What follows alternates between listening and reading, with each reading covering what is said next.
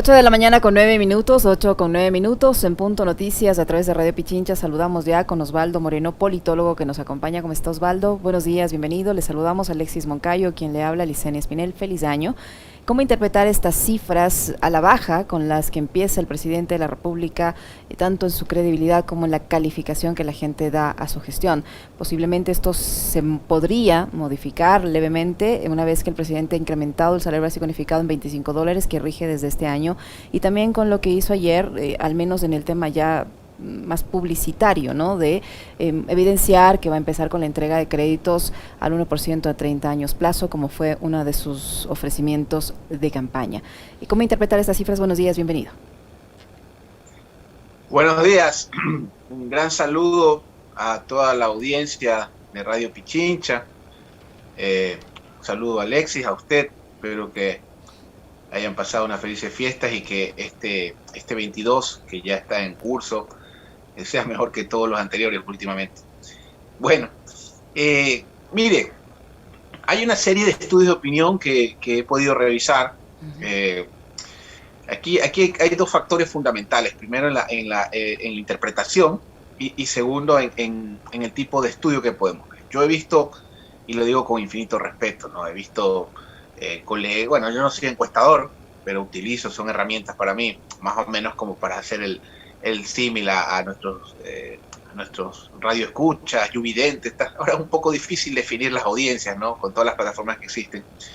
Pero es más o menos como yo veo encuestadores que van a los medios y que toman o emiten un criterio basado en Guayaquil Quito Urbano.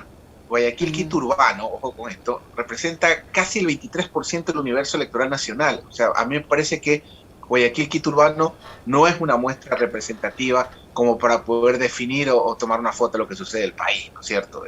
Ahora, hay estudios con muestras más grandes. Es clave, primero, la ficha técnica que tengo en un estudio.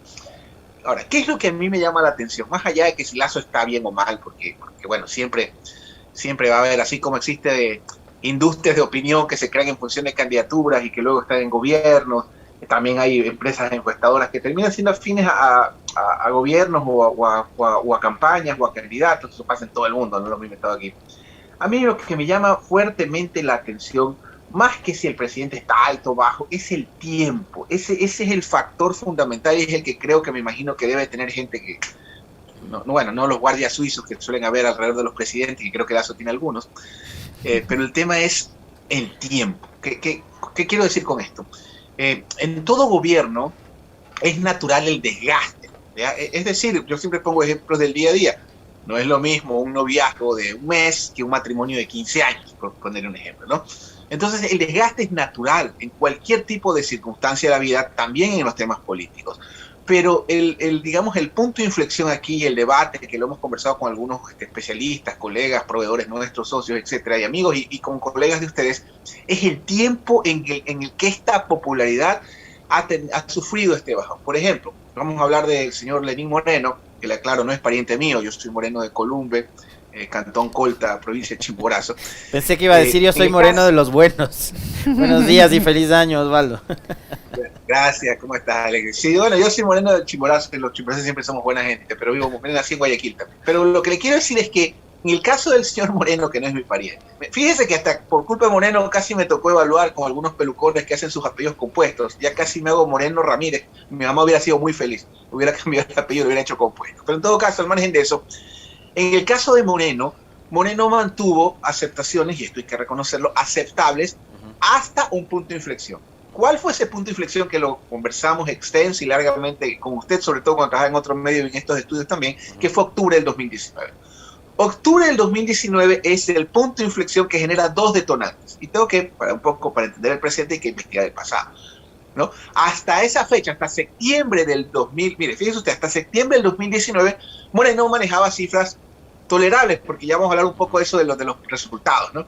Moreno manejaba un más o menos 50-55% de aceptación a nivel nacional. Viene octubre, que es el punto de inflexión, y a partir de noviembre tenemos dos hallazgos. Esa es la palabra correcta para utilizar en estudios de opinión. Hallazgos.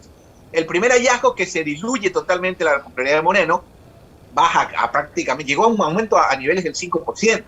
Luego, bueno, las encuestadoras de planta ellos al final le decían que tenía 24, pero eso es más o menos como en un examen tener 2 sobre 10.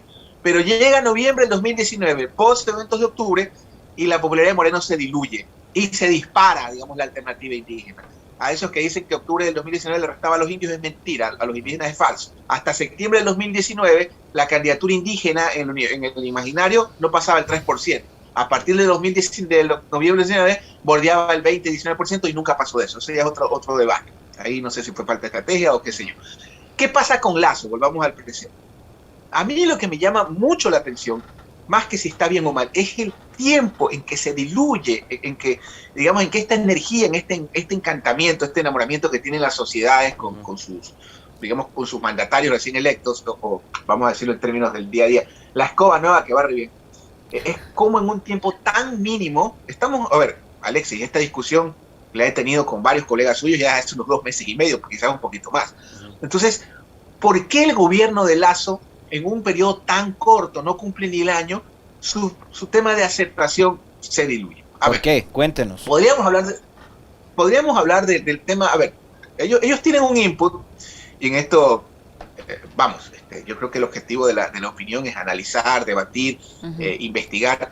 Hay un hecho muy importante, que es la vacunación, ¿no? Por ejemplo, y le cuento una cosa, para mí es muy importante porque la vacunación nos deja una lección, y esa lección es de lo que podemos ser capaces los ecuatorianos cuando el sector privado y el público se juntan. Y esto hay que decirlo con nombre y apellido: Carlos Cueva González, Grupo DIFAI. Entonces viene la vacunación, que fue indudablemente exitosa, y como que en ese aire, en ese oxígeno, en ese impulso, no sé si se aferraron a aquello. Yo tengo una hipótesis también. Yo creo que el haber prescindido de medios tradicionales, el pensar que vía Facebook van a poder, o Facebook Live van a poder comunicar, es complicado en países como los nuestros, donde la radio tiene una vigencia, yo ni le cuento, o sea, el 42% de la población escucha radio, y en las áreas rurales, digamos, y en las ciudades de menores de 300.000 habitantes, eso se dispara al 60% de las mañanas. Entonces yo creo que fue el prescindir de comunicación. El tema de la vacunación vino lo de la crisis carcelaria, supongo yo, las pugnas, digamos, que al final no terminó siendo pugna, porque me parece que ya vamos a poner un poquito la asamblea también, si es necesario o posible. Pero en todo caso, el punto a analizar es eso, porque mucha gente me dice, no, pero es que Correa tenía 60 y en algún momento 70, vamos a poner un ejemplo comparado, República Dominicana, Danilo Medina en su momento llegó al 90%. A ver, en temas de gobierno, y esto es importante, Alexis y querido Radio Escucha, en temas de gobierno, esto es como el colesterol. Si Alexis tiene 190, Osvaldo tiene 200 y la compañera tiene 170, no es que ella está mejor que los dos. Simplemente hay un estándar y un parámetro para medir el colesterol, que es de 160 a 200. Si usted está dentro de ese margen, usted está bien. No importa si está menos o más. En temas de gobierno, lo tolerable, lo aceptable, es siempre que el funcionario esté sobre el 50%. Sinceramente, da lo mismo si es 51 o 99. Obviamente no para efectos de ego, pero en temas, digamos, de si la nave puede volar o los instrumentos me funcionan, ya en temas más técnicos, ¿ya? Siempre que en temas de gobierno lo óptimo es sobre 50% de aceptación. Entonces Lasso tiene un bajón en varios estudios de opinión, vi algunos afines, no afines, y los que no se publican, que son en los que yo les tengo más fe. Nosotros generalmente hay grupos que nos contratan porque como no confían en lo que dicen los políticos o las encuestadoras, nos contratan para que direccionemos y contratemos y podamos verificar cierta información. Por lo menos lo que yo he podido ver, el gobierno tuvo un bajón que bordeó los 35-40%. Ese fue el promedio. Yo creo que menos de 35 nunca tuvo o no ha tenido. Ahora, ellos plantean, o una encuestadora plantea, que esto sea elevado. Podría ser el tema de la inseguridad. El aumento salarial. La inseguridad. ¿Perdón? Y digo, lo de la inseguridad pudo haber influido, más allá del tema cárceles, lo que está pasando en las calles, Osvaldo. Ahí, a ver, yo para ir ampliando el debate, y quería mencionarle un par de cosas, ¿no? El tema del tiempo me parece que es súper importante, ese factor que usted cita, porque podemos comparar con lo que ocurrió con Lenín Moreno en los primeros 7 meses de su gobierno. El hombre tenía 69% de aceptación, recuerdo, ¿no? Pero él se ancla en algo. que todavía Lasso no encuentra digamos, ese ingrediente político, más allá de lo de la vacunación, que me parece a mí que es coyuntural, porque no es parte de una política pública de salud, es coyuntural, por, digamos, el tema de la vacunación, porque estamos viendo que mientras se vacuna para el COVID no hay vacunas pentavalentes, mientras se vacuna para el COVID no hay medicinas para los enfermos de cáncer, etcétera, etcétera. Entonces, creo que es coyuntural. Pero Lenín Moreno se ancla en algo, Osvaldo, y ahí sí quisiera yo su análisis. Consulta popular, febrero del 2018, y la consulta popular le da un aire, porque el aire que gana con la consulta Moreno es la instalación del transitorio, y quien termina gobernando el país durante los meses y años siguientes hasta octubre del 19, en lo que tiene toda la razón usted, es precisamente el transitorio de Trujillo. Entonces, esa vuelta todavía no creo que le encuentre a Guillermo Lasso, ¿no? El tema político. Y otra cosa que quiero sumarle también para su respuesta es, el mapa político del Ecuador se define el 7 de febrero, no el 11 de abril. Y el 7 de febrero Lasso llega con una votación que bordea el 20%. Ahí sí quisiera su respuesta y su análisis, Osvaldo. Claro, cómo no. A ver, pero hay un ingrediente ahí, Alexis, ojo con eso, que en el caso de Moreno, él tenía los indicadores y el viento favorable para ganar esa cosa. O sea, tú no puedes, y la historia nos ha dado algunas lecciones. Recordemos cuando Flores Cordero lanzó su consulta, la perdió, ¿sí? Y eso le terminó generando algunos problemas. Bueno, era otra década, otro siglo literalmente hablando. Pero en el caso de Moreno tenía los indicadores y el viento favorable para ganar esa consulta en ese momento. O sea, tú puedes convocar, pero si la pierdes es un gran golpe político. Ahora, en el tema de los a ver, las primeras vueltas y las segundas vueltas tienen lógicas totalmente distintas. Así es. Ya. Primero, una primera vuelta en la que yo creo que a Lasso le pasó en la elección del 21, con todo lo contrario de lo que le pasó el 17. En el 17 hizo una extraordinaria primera vuelta y una pésima segunda vuelta. Y en el 21 hizo una pésima primera vuelta y una extraordinaria, eso hay que reconocérselo a Durán y compañía, y una extraordinaria estrategia para ganar en una segunda vuelta. ¿Por qué? Primero, en la primera vuelta el mensaje de Lasso fue un mensaje del dolor, un mensaje que me lo encuentro en toda Latinoamérica donde trabajamos el copia-pega, vas a hacer Venezuela, te van a quitar todo, el catochavismo. Acaba de pasar en Honduras, donde Xiomara acaba de destruir al candidato del Partido Nacional, que quiero mucho, de hecho, en muchos años he trabajado en Honduras yo. En el caso de la primera vuelta, Lasso sufre un gran, digamos, bajón por una pésima estrategia que tuvo su campaña y por un resultado muy estrecho, en el cual, desde mi punto de vista, Yacu Pérez no se queda por Guayaquil fuera de la segunda vuelta. Para mí fue clave. Si usted analiza los resultados de la primera vuelta del 2021, hay que hablar de Pérez porque era un protagonista en esa primera vuelta. Yacu Pérez pierde la elección en Santo Domingo Los Áchilas. Yacu Pérez se queda por 32.000 votos de la segunda vuelta.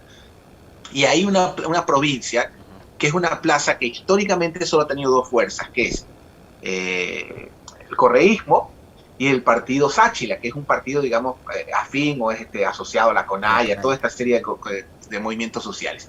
Yacu Pérez queda quinto en Santo Domingo Los Áchilas, le gana hasta Hervas. Ahí Yacu Pérez pierde la elección. Yo creo que en Guayas, yo no creo que hubo un fraude como tal, pero tú no puedes, digamos, enfrentar. Si hay algo que tienen los socialcristianos es una maquinaria muy bien aceitada y un control electoral muy bueno desde hace más de casi 40 años.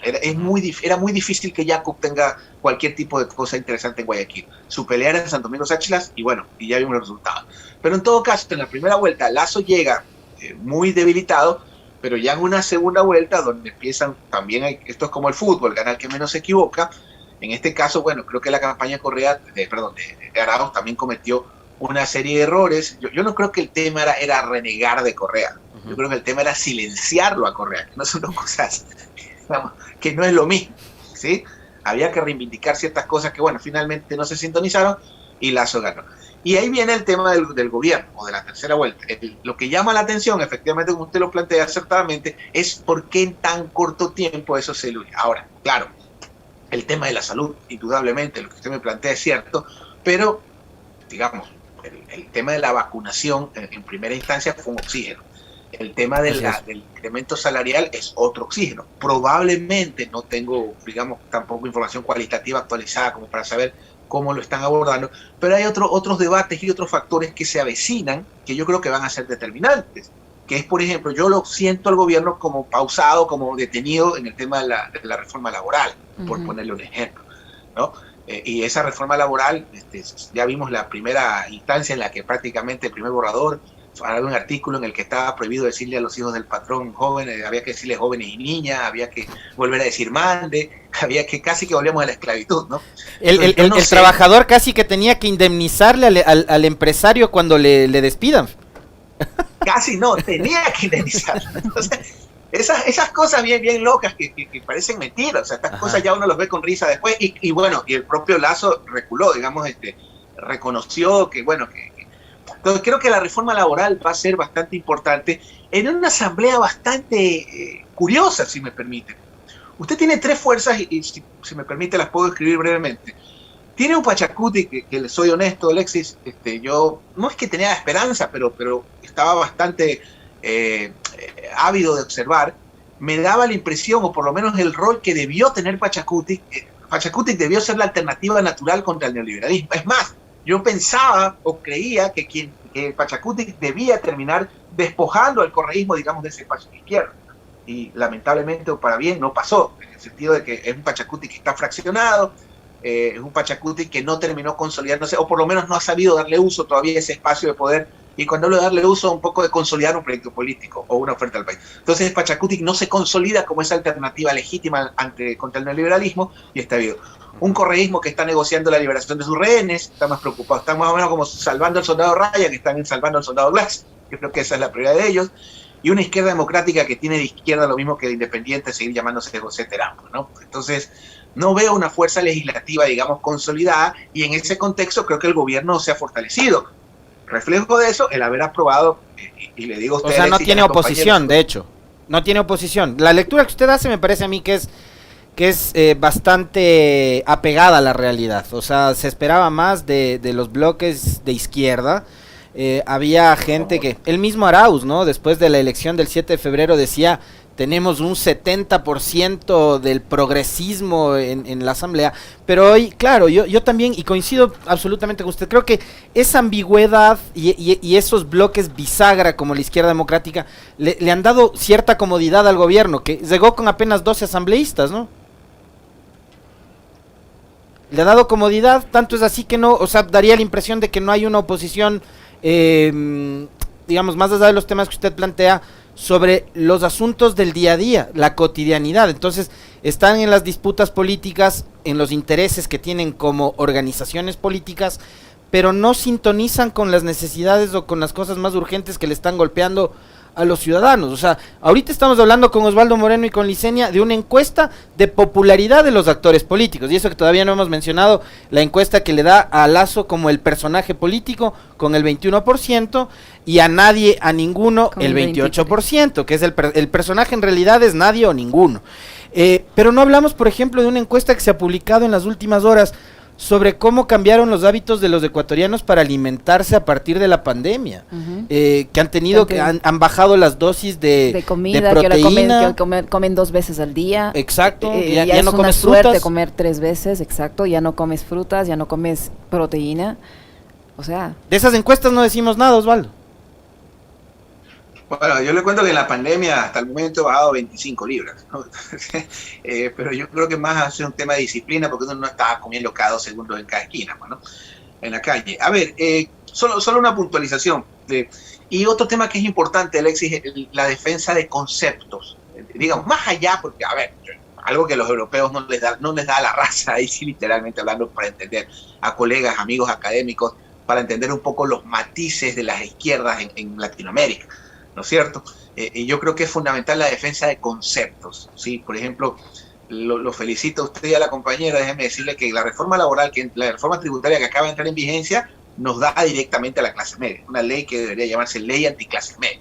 Entonces, en ese escenario el tema es bastante complicado. Entonces, no hay, digamos, una izquierda, como le había plantado un Pachacuti disperso, dividido, que no supo utilizar el poder, un correísmo queriendo negociar la defensa de sus prisioneros de guerra, por otro lado una izquierda democrática que es cualquier cosa menos que izquierda, ¿no? Pero eso de alguna forma le ha dado al gobierno oxígeno y de alguna forma ha terminado aprobando los proyectos. Ahora, hay otro tema que es sumamente interesante que se me había escapado sobre este tema de los análisis de los estudios de opinión, que es adicional a la popularidad, que son temas, también hay que ver la fugacidad y la rapidez que está teniendo la opinión pública. Y esto está pasando en toda Latinoamérica. O sea, si antes a mí un estudio de opinión me servía 6 meses, 4 meses, hoy me dura 15 días. ¿Qué es lo que quiero decir con esto?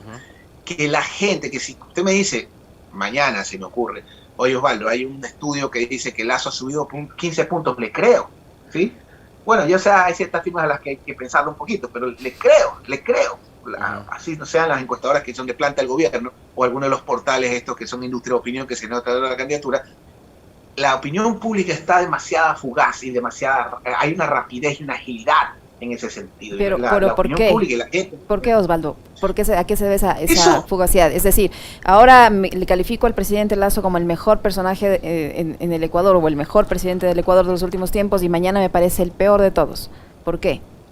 Bueno, eso tiene mucho que ver también con los tiempos que estamos viviendo, sobre todo la velocidad de la información, y ustedes que son periodistas lo saben perfectamente. O sea, la información tuvo un cambio en materia de velocidad en los últimos 30 años. O sea, en 30 años la información en materia de velocidad cambió lo que no cambió de la época de la de piedra. O sea, dicho de otra forma, Alexis, usted y yo vamos a tener más en común con un neandertal en materia de comunicación de lo que vamos a tener con nuestros nietos. O sea, esa rapidez, digamos, de que usted pueda saber en tiempo real qué está pasando en China, en Hong Kong. Mire el caso de Colombia. Yo a veces escucho mucha gente hablar de España, que por supuesto, o sea, yo cómo voy a renegar de la hispanidad, pero yo creo que el Imperio Español fue derrotado, y si uno lee las cláusulas de Pichincha, de Ayacucho, se da cuenta que no hay ningún rencor con España. Al contrario, ellos deberían estar resentidos porque los derrotamos y feo.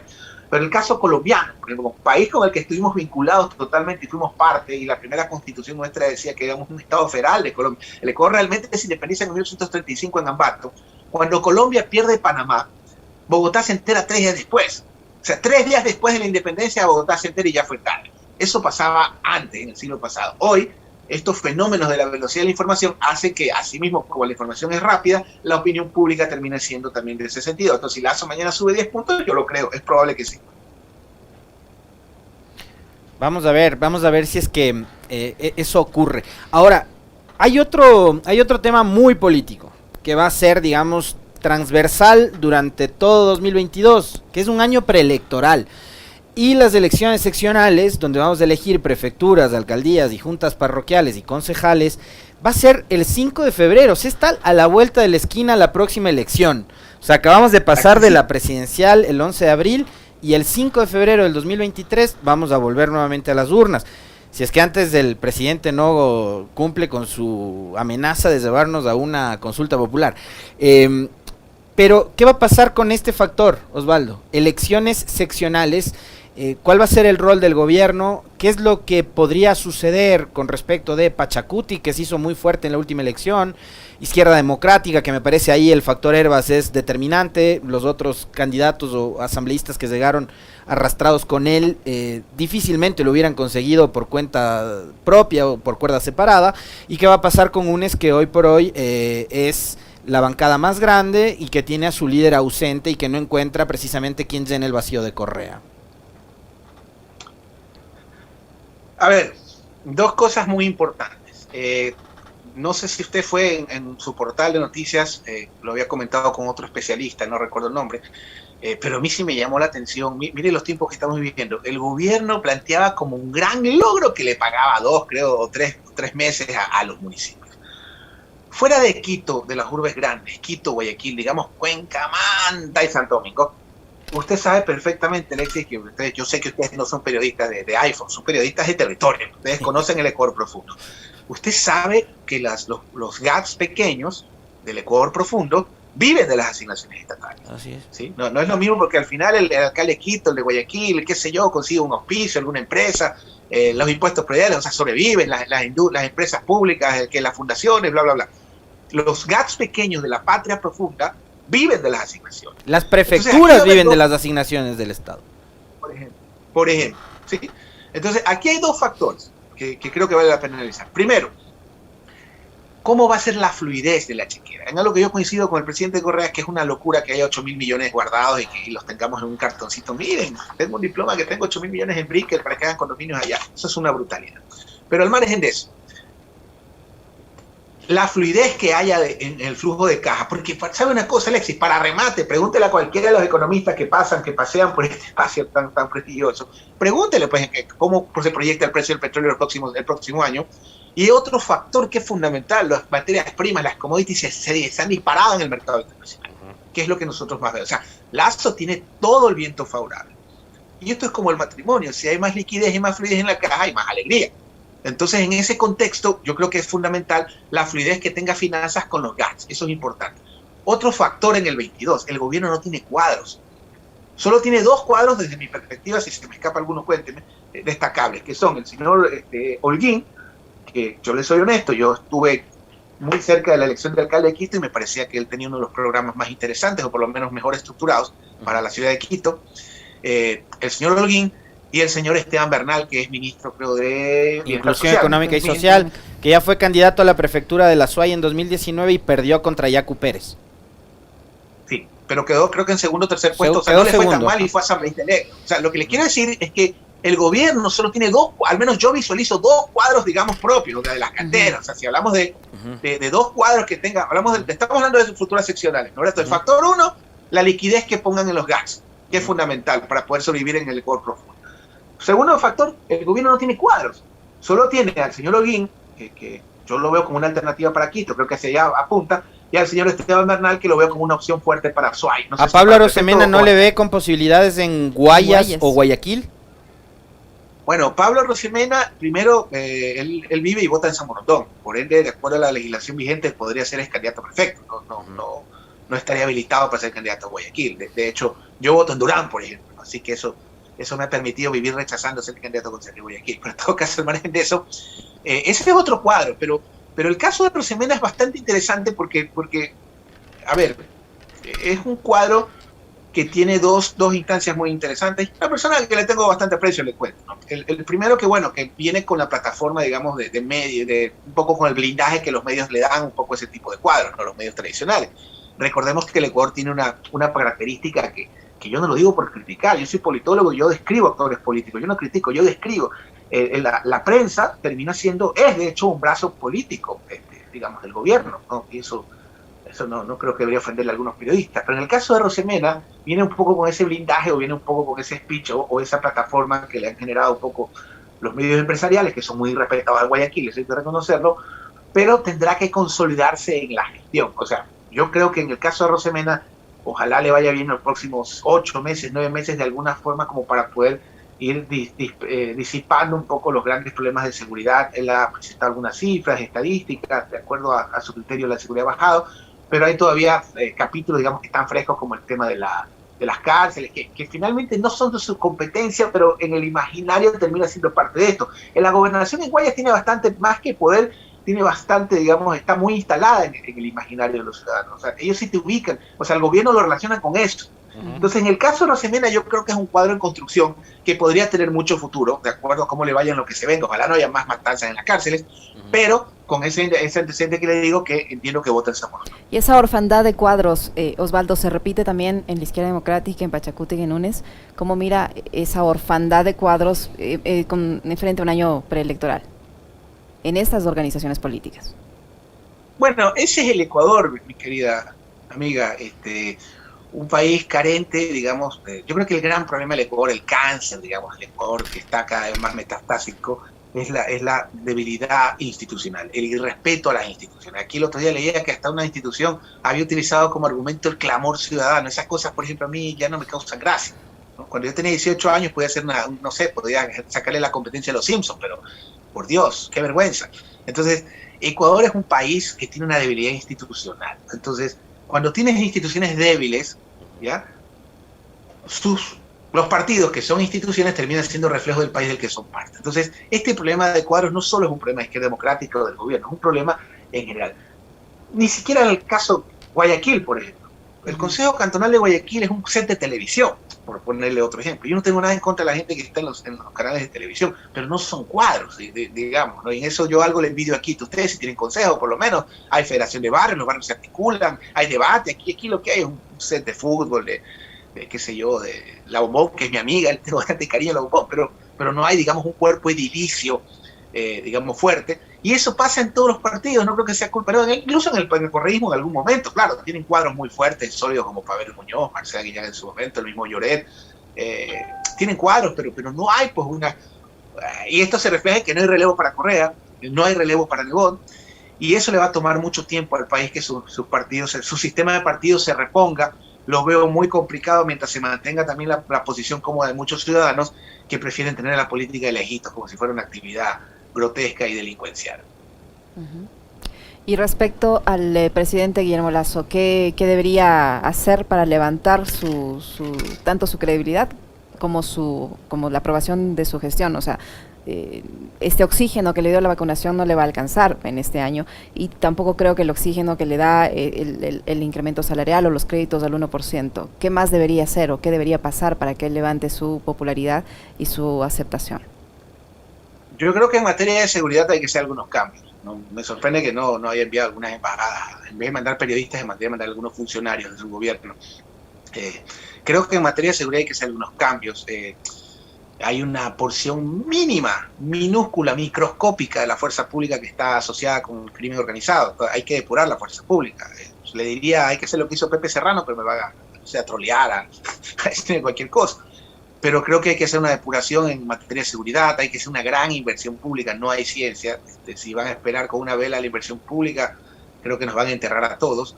Y yo no veo otra vía que no sea inversión pública para un poco reactivar en un momento tan particular y tan golpeado que tiene el país, ¿no? Entonces yo pensaría que la solución es inversión pública, y esa inversión pública tiene que hacerse en el interior del país, por todo lo que se necesita en este momento y la ausencia de liquidez y la situación que está viviendo la gente. Entonces yo creo que la respuesta es inversión pública, y él la tiene viento favorable, el precio del petróleo alto, commodities disparadas, reservas, ojalá lo haga.